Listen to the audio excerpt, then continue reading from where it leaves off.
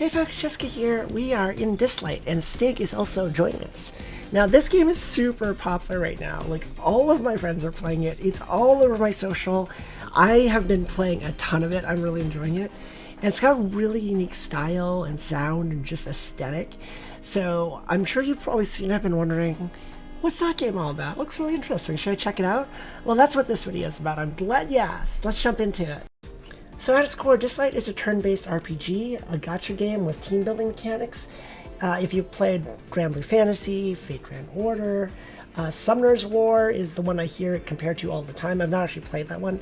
All those games are pretty similar. If you played any of those, you kind of get an idea of what the gameplay of this game is going to be like. It does do some cool things that are a bit of a twist on that formula. We'll get into that in a second. But that's what it basically is. You roll on gacha to get characters, they all do different things, and then you do those characters to do the story, to do dungeons, to do big bosses, to do PvP. It's really important to note there is PvP in this. That's the basic idea. So Dislyte's by a studio called Lilith. They also make AFK Arena, a very veteran developer in this genre. You're going to get a really robust game with deep mechanics, etc., etc. But I think the thing that really sets it apart is its style. It's kind of like pop music, hip-hop music themed. It's very hip and cool.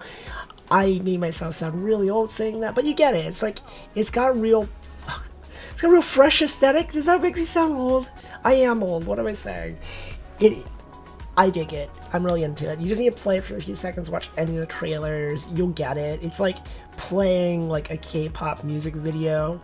You just look at all the characters, everything's kind of musically themed. There's a rhythm game in here as well. And when you jump into the characters... If anyone in the Union is experiencing unusual symptoms, please report them to me. I love her. They're all very kind of hip characters that are themed after mythological beings. So Clara here is themed after Hera. Narmer is Ra. Right now it's like Greek and Norse and Egyptian pantheons and Chinese pantheons. I'm sure they'll add other pantheons in the future. I'd be surprised they didn't add like Japanese like deities or major figures and whatnot. You've got Sally, who's Sif. You've got...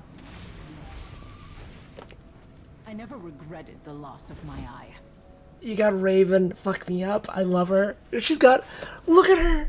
She's got an eye patch, and white hair, and rides a freaking motorcycle, and has one black wing. I'm just saying, I'm about it. And then you got characters like Hades, who's got like Hyde is Hades, he's got a Cerberus that sits on his shoulder. It's good, like, I'm all about it. I mean, if you're like into rocker aesthetic, there's Lucas, who is channeling Apollo. If you're more of a goth, you got Catherine, who is Hela. Freaking Mona is Artemis, who definitely has like a really intense SoCal beanie wearing lesbian vibe to her. I love her. You get the idea. There's like the interpretations, all the mythological figures into this style is just such a delight. Like, every character is such a delight. And it's really worth taking a second to mention, the cast of Dislyte is very diverse. There's lots of different ethnicities, there's freaking, there's skeletons, there's freaking Bara tiger ladies, there's flamin' dudes, literally. If you like spooky skeletons, there's Catherine also. If you're a furry, I'm not a furry, but there's definitely characters like my furry friends out there quite enjoy characters like Sander or Anubis. Gru here is Anubis. Yeah, there's quite a diverse cast. And I think a thing that's really worth mentioning, though, is the diversity also applies to body type. Sally, Sif, is a little bit of a larger lady, but she's absolutely beautiful and absolutely meta. Sally's super OP right now. She's really strong.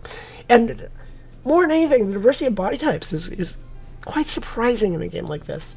You've also got Gabrielle, and Gabrielle looks like Aloy if Aloy could fucking fold me in half. To be honest, Aloy actually probably could fold me in half if she would bend me. I'm skinny. She probably could do it. But yeah, it's nice to see the variety of body types. And then I think beyond that, I haven't played through a lot of the stories, so I can't quite confirm this. And I'm not sure if this is just a bait, but I look at Clara's story here. Life is always unexpected. The untimely death of Clara's lover not only brought grief, but also a new understanding of the world. She realized that even divine power had its limitations. Her goal of saving more people needed refinement. And this goes through her whole story. They mention her lover many times. They're extremely cagey about actually gendering her lover. They never mention the gender of her lover. And I kind of feel like if she's just straight, they would just be like her husband or her boyfriend. But they never do. And part of me is like, are you guys trying to bait me? Is this a bait? Are you actually trying to be diverse with your character's sexual orientations? Or is this actual representation, or am I being baited again? I need to play through more stories to find out for sure, but it does suggest that they're trying to do something here, and it would fit with the rest of the diversity in the cast, which is really exciting to me, honestly. But who knows? They might stay in the realm of subtext, as these games tend to, but I have some hope. And there's several characters like this where, like, you know, there's definitely subtext going on. Let's see if they make the jump to actual, like, full representation of LGBTQI plus characters. Because, you know me, I'm a huge lesbian. That would be hugely appealing. But yes, the characters, they're a big part of the appeal. Alright, let's see what the fights actually are like. I'm going to do a boss here. We'll do a Kronos level 10. You farm these bosses for loot, essentially, relics that make your character stronger. And let's just jump in. So, this is like a bunch of other gacha games. All your characters have unique sets of skills. If you played Granblue Fantasy FGO, you know what this is like. Just like any of those other games, some characters are obviously better than others. Some are very good at specific things. Some are just OP in general. Clara is definitely OP in general. What does she do? She's essentially a healer slash support. Her one is Queen's Blessing. When she attacks, she's going to attack twice, and then she's going to heal the two allies with lowest HP. But in addition to that, she's got Queen's Protection, which is her passive. Whenever she heals somebody, she's going to remove 2 debuffs from them. She's going to give them immunity, which makes them immunity buffs. And then, in addition to healing them, if they're at full health, she's going to convert that healing into an overshield that's going to protect them further. And then her 3, Hymn of Life, is a team-wide heal for 35%. And remember, when she heals, she removes debuffs, so it's team-wide cleanse also, and an overshield, and immunity. But in addition to all that, she's going to give the whole team 20% AP. AP is essentially action points, determines when you go in this timeline down here. And if you have a lot of characters that boost AP or speed, different stats, but they're related, you can start lapping that enemy team, and by lapping I mean starting to take 2 turns before they take 1 turn, so you kind of get what she does. So Hymn of Life, gonna give everyone overshield and immunity. Sally's got Ode to Joy. I'm not gonna go over all the skills, because that's not what this is about, but you get the idea of what characters are like. But Ode to Joy basically makes it so when your characters act, they will, how to word this, they will heal themselves, plus they take 25% reduced incoming damage. Gabrielle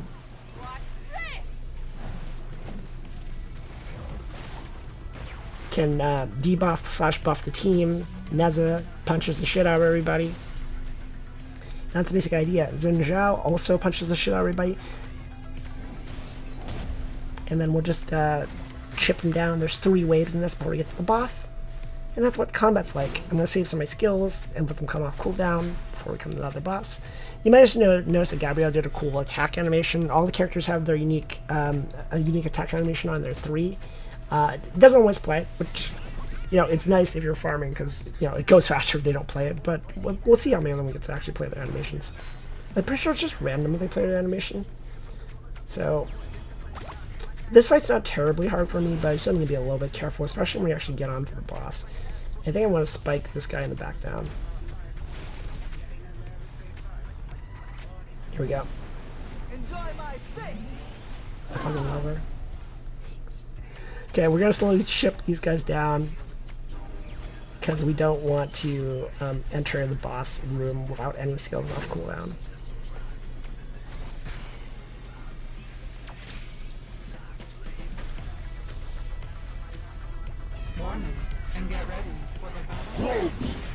So here's Kronos the boss. He's got these two things that buff him. I just ignore them. All the bosses... The music in this level slaps. I love it. The game has guides internal to tell you what the boss does, but I'll give you a brief overview. The basic idea of them is the lower someone's HP is, the harder he's going to hit. So you want to keep everyone topped, which is why you want everyone to be like, you know, having characters that can keep you topped up, like Clara and Sally is really helpful. If the boss manages to kill someone in a turn, it's going to take an extra turn, so this boss snowballs really fast. And all its attacks damages everybody, so you want to love AoE mitigation. And then the boss also has the ability to stun, and will do an extra spike of damage on the character with the lowest HP. So you really want to keep everyone topped in this fight. A strategy a lot of people use is they use some speed debuffing characters like Sanders here to just keep the boss from even being able to act, which is a valid strategy. We're just going to try and heal through it and just beat the shit out of the boss because, you know, it's more fun for the demonstration. We'll see. This boss is the easiest of the bosses, so hopefully it doesn't get me in trouble. It's going to be a little bit embarrassing if it does. But yeah, the bosses get kind of complicated. How much did he hit before? Yeah, see, he spiked a little bit on Clara there. I've got counterattacks on Clara, so why she counterattack there.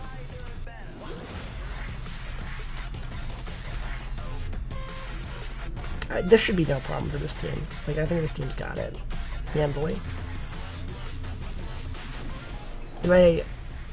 I could show. I was thinking about showing you Fenrir, which is the harder of the bosses, but that fight takes a little bit, and this is an overview video, so you just get an idea of things. But yeah, we shouldn't be in trouble. I suppose you could kill the little diamonds. I never do, because I can just burn the boss down through it, so it's fine. Yeah, we got this guy. And the soundtrack for this game bops. I got it turned down a little bit, so you're not gonna hear it as clearly, because it will drown me out. But like, definitely haven't listened to the game.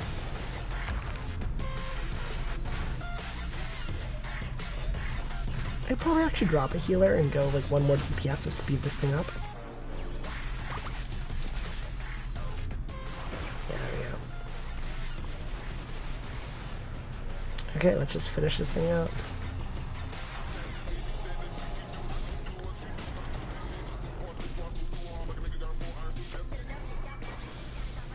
Alright.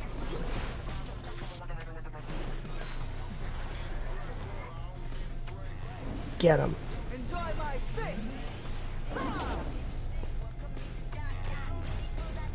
Okay, there's Kronos dead. And then we'll get some loot and talk a little bit about the relics. So you can see what gearing up characters is like, because I think that's going to be a big deal for some folks. So, what do we get? Okay, we got an Apollo set, a 6-star Apollo set piece. His superior, which is not bad. His HP, which, you know, that's what it's going to be for that. It's flat HP. I mean, fine, I guess. So, gearing up characters. There's a whole bunch of sets, and you're going to do a lot of farming of sets to get the perfect drops. If you played Genshin Impact, it's Genshin. The pieces have random stats. They have different rarities. 6 stars the highest. Higher difficulty fights get you more higher rarity items. And different sets have different bonuses. Again, just like Genshin. There's only a 4-piece bonus, not a 2-piece bonus. So, like, Raven here, Odin, is using the War Machine set, which gives her an attack bonus, which is great, because that's what I use her for. The main stat can be any of a number of things. So the main stat on this piece is attack bonus, which is what you want. But, like, this one is flat def, which is not what you want. Attack bonus percentage is great, though. In addition to that, there's substats, which are also random. So there's many layers of random here. Let me find something that's not upgraded. That piece is not worth upgrading. What is a piece worth upgrading? Here, we'll upgrade some of Hades' pieces, I guess. It says pieces need to upgrade. No, we won't. They're not that good. How about Gabrielle? Sure. So, adamantine set gives a shield to everybody when they get in the fight. You get a bump of stats whenever you hit a threshold of 3, so 3, 6, 9, 12, 15, and it costs gold in order to upgrade. We'll upgrade 2 levels. So whenever you upgrade, there's a diminishing chance of success. That one failed, so it's going to cost me gold, and I'll try it again. And the more times you do it, there's a guarantee after a certain number of failed enhances that you'll enhance it. So it can cost quite a bit of gold to enhance it, so it's that kind of mechanic. But it's not like you lose the item, it just costs more gold. There's also an auto enhance. You just set the level you want to go for, so you don't need to worry about clicking through it so many times. So 35% chance, guarantee in 3 attempts, 2 attempts. Here's the guarantee, because we're bad. 30%, 5, 6. You're killing me here, Gabrielle. There we go. Okay, there we go. And I went to resist. And I can go to any of that. For her, I would probably want to go to HP bonus, I would think. I want to actually replace this piece with one that has adamantine, I think speed. Which I do not have a piece that has speed as a... No, not as secondary, as primary. Yeah, I do not have an adamantine speed piece. Can I actually get an adamantine speed piece? I must be able to. And yeah, look, see, that's actually possible. But yes, that's the idea of artifacts. So it's going to be, if that artifact hunt drives you nuts, then, well, you're not going to like that part. So the thing that actually makes the farming a lot better in this game than other games where you have to do a lot of farming for relics is... So there's auto battle, right? And a lot of games have auto battle, but this game has a particularly wild version of it that I really love that I think other games should do. So multi-battle is their version of it, and you can set up all kinds of parameters. You can make it like replenish your stamina with either Nexus crystals, the gems basically, or if you don't want to use gems, you can make it replenish with stamina packs. You can make it stop if someone's max level, if you're trying to run a leveling run. Or if you lose a fight, then you make it stop also. We're not going to lose a fight, so don't worry about it. We'll just use Nexus Crystals here. And we'll go in, and it's just going to autoplay the fight out. Tons of games have this. Tons of games have this kind of thing. But you know what's buck wild about this game? You can just back out. And it's going to go down in the bottom left. It's just going to go. You can go do anything else you want. You can go manage your gear, whatever you want. You can go watch some stories. You can just sit here in AFK. You can even watch the thing if you want to sit here and watch it, but don't do that. And there's one more thing you can do, which is you can do any other content you want. Actual, like, other fights. You could go grind the story. You could go do, like, the tower. Anything, really. You go into a ripple dimension if you wanted, or you could even go into PvP, and it's just going to go in the background. So I try to always have it going, farming a fight, while I play other content. So speaking of PvP, let's segue into that. Okay, PvP, I'm rank 8, it goes up to 18. I don't think anyone's at 18 yet since the game only came out like 7 days ago. But we're getting to a place where people have pretty good teams. Narmer, Tai, Narmer, Clara, Tai. I'm gonna fight this team, I guess. So yeah, here's my setup. I'm using Clara for mostly for AP boost actually, because she can AP boost the team, which is gonna help quite a lot. She can also potentially solo a few people on the team when it gets down to, like, you know, a very close fight. Gabrielle for buffs. This is Raven Odin. Is the most powerful dispeller in the game. If the other team has tons of buffs on them, she doesn't care. She's going to remove every single buff and then F them up for it. She also steal buffs. Xin Zhao is going to be basically our big damage spike to kill people, and then Long Min is our lead because he gives the team a passive speed buff. It's 20%. He can also freeze. Speed is really helpful because you can build around trying to go first. You can also build to not go first, but just be ultra tanky to try and kill on the counterattack. I'm trying to go first though. This character here that they have, the one with the star glasses, that's Tai. Tai, I'm actually surprised they don't use her in first because she gives a 25% speed boost, which would be devastating because I don't think I can go faster than that. So our game plan revolves on around going first, because when Narmer gets a turn off with all the buffs this person's running, because Narmer AoE is based on how many buffs he's received essentially, And if he gets high enough stacks of Emblazoned Sun, Emblazoned Sun is the buff he uses to attack, he can potentially just ignore all defense and just cleave down everybody. So we want to go first and not let that happen. Okay, so we are going first. Tai is pretty far back from Clara. So we're going to AP boost to pull our whole team forward ahead of this person's team. Long Min's going to try and freeze people. We froze half the team. And then they don't have any buffs up, so Raven's going to use her 2, which will buff block them. So when she does that, they can't apply buffs themselves, so they're kind of locked in. And then we can buff with Gabrielle. Yeah, Fabrice can try and do whatever Fabrice is trying to do. It's not going to work. Then Wang Zhao will just punch them all to death. Then we can just clean them up. Clean them up. Hit him with the motorcycle. Don't let a moment of victory go to your head. I love her. I love her. She's so good. But that's basically what PvP is like. Alright, let's do a harder fight. Let's do this one. So this one, Hyde, it's a character we're going to have to play around a little bit. He's the one in the middle. You can't buff or debuff him.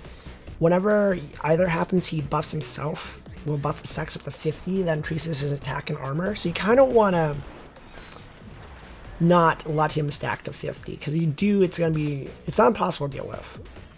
But he's going to be pretty rough if there's only a few members of your team left. But I think I'm going to actually kill Neza first, because Neza is going to just do an obnoxious amount of damage if I leave him up. So Raven's going to go strip all these buffs and then defense down everybody. Gabrielle's going to buff everybody. Neza's going to punch, because that's what Neza does. So priority is going to be killing Neza just to get him out of our face, and then try and get Hyde down.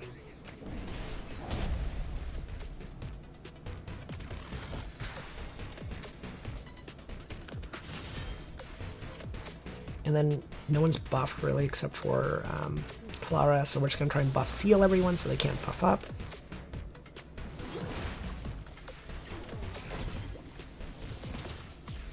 Okay, so I want to kill Neza before... Oh, no, she's gonna get healed. Okay. So Xin Zhao, I think, can kill Neza with just a regular punch. Yep. So now Hyde's gonna get pretty buffed, which, you know, potentially an issue. Actually, I'm gonna hit Hyde. You kind of don't want to chip at Hyde because you got the counterattack set on. I do too on Clara. Because if he counters, he's going to life drain. I also want to get someone lower because Clara's heal heals the lowest health. So I can get the heals to go somewhere other than Hyde if I chip someone else down, like Gabby here. So I think I can drop Hyde right here. So there's the res. So he's died once. Now next time we'll actually kill him. Let's freeze people. Give ourselves some breathing room. Froze no one, okay. Xin Zhao, sorry, Xin Zhao. Lin Zhao dying is a little bit of an issue because we don't have good damage now. But I might be able to get there with Raven.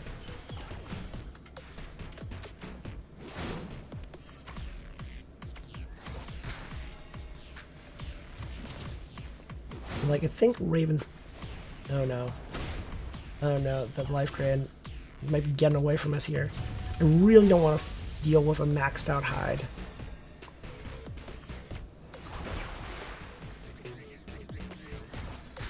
These fights get pretty tense when you get really high level. Okay, Hyde's on death's door here. Can pull everyone ahead. Can your anchor actually kill him, I wonder? Yeah, okay, Gabby clapped Hyde. I think we're in clear now. Raven, hit him with the bird. Hit him with the bird. Finish off Gabby.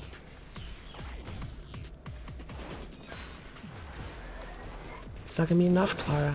It's not gonna be enough, me.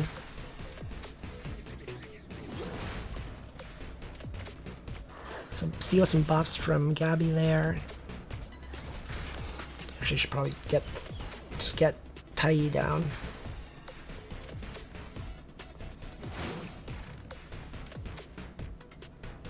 experience my lightning speed. Yeah. I love her. Okay, there's tie you down. And then we just gotta kill Clara. Buff blocker. That's hilarious. Her fucking Queen's Protection clears the buff block. There we go. There we go. Don't let a moment of victory go to your head. So that's what PvP is like. Give me rewards. There's also you can also set a defensive squad to defend. So let's see, where were we in terms of farming? So we're 7 out of 10. You can go back and see here. There's the loot we've done so far. Any flawlesses or superior? Okay. Elite, superior windwalker. Oh, flawless astral witch trap set. Too bad there's so few characters I actually use that on. But yes, so all this farming is going to go on over and over in the background. What we get this time, nothing. And yeah, we can do other things while that's going on. First thing to know, it's not like FGO or Dramblio where you just get a bunch of currency and roll. I mean, you do that, but most of the value is going to be from these packs. So there's a whole bunch of packs that come out that give you like combinations of resources and whatnot. That's where a lot of the value lies. There's also monthly cards, which is where a lot of the value lies. Don't recommend just buying the currency for the pulls until you've gotten the packs first if you're considering getting this game, because the packs definitely are where a lot of the value is. You also get all the resources from Resource Store and whatnot. There's also events that go on that get you a bunch of stuff like, oh, forgot, there is a draw box thing. Let's see what we got. I got 3 tickets. Garbage. Less garbage, I guess. There's a battle pass. Basically a battle pass. I think a lot of games have battle passes. Right now there's a spending event. If you purchase packs and currency, you get points towards this to get you a lot of really good rewards. Actually, if you're completely free to play, ignore this. But that is the thing. If you're looking to spend, there's these events that are very nice. Okay, the gacha. Oh wait, our team complete. Let's see what we got. All right, so superior war machine, elite war machine, superior, flawless astral witch. Astral Witch is not a set I actually want, but that's fine. We're going to send them back in again. Back to the mines with ye. Okay, let's talk about gacha. Okay, the gacha. Oh, also, sorry, we'll get to gacha in a second. There's clubs, which are basically guilds. You want to be in a very active guild if possible, and there's like a bunch of rewards for it. They're up to 30 people. That's the thing that interests you. There's currency that you get from this that you can buy. So, ooh, more Medusa points. There's also chat. There's a ton of chat. I cannot be held responsible if there's anything nasty going on in chat. The chat's been really nice. It's been really, for the most part, LGBTQI friendly. Because this game, I think, really does appeal to the LGBTQI audience. Just by the fact it's so diverse. Like, all my friends are playing it, and I hang out with a bunch of LGBTQI people. So yeah, it's great. The community here is surprisingly wholesome. Like, you know what? I just used this as an example. Oh, I should mention this. Whenever you look at a character and you don't know what to do, you can look at the strategy button, and the strategy button will tell you how the character is generally used and what people are using with them, what's popular with them. The first time you do it, there's also a training event where you actually play the character and learn how to use it in actual combat. And like, if you're doing something like resonance on a character where you assign points, if you don't know what to do, you can hit this popularity button, and it shows you 10% of people put points into attack, 24.6% put into defense, 65.4% put into HP. It doesn't mean 65.4 right, but that you know that's where people are leaning. It's kind of nice. You can also go to a character's strategy and look at review. And you can see what people think of her. This is sometimes a shit show, but I'm mentioning Sally because it's really wholesome. She looks just like a dream, the prettiest girl I've ever seen, which, you know, is really wholesome. Really wholesome. So these are really wholesome. But you want to see performance. You can see how people are using them in teams and whatnot. see which one of your friends have it, etc. Have the character rather, etc., etc.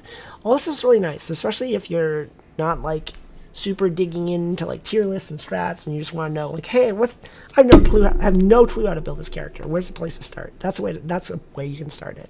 Okay, now we get into the Gadget. I really should save for the rate up, but the first step's believing, and it's for the content. First step's believing. The key part is you DJ this out. You remix it. You remix it. You drop a fat beat. You DJ out the roll. That's how you guarantee the nothing. I really wanted to just rip a 5-star on stream so you can see what it's like, but yeah, it's fine. Is it fine? It's fine.